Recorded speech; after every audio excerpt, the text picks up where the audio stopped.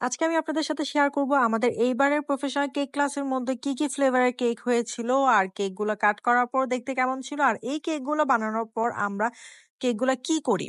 এইবারের ক্লাসে কিন্তু আমি সবথেকে বেশি কেক বানিয়েছি। এইবারের ক্লাসে আমি 7টা ফ্লেভারের কেক বানিয়েছি, তার পাশাপাশি হচ্ছে 2টা ফ্লেভারের পাউন্ড কেকও বানিয়েছি। চলেন তাইলে আমি আপনাদের সাথে শেয়ার করি প্রত্যেকটা ফ্লেভার কি ছিল।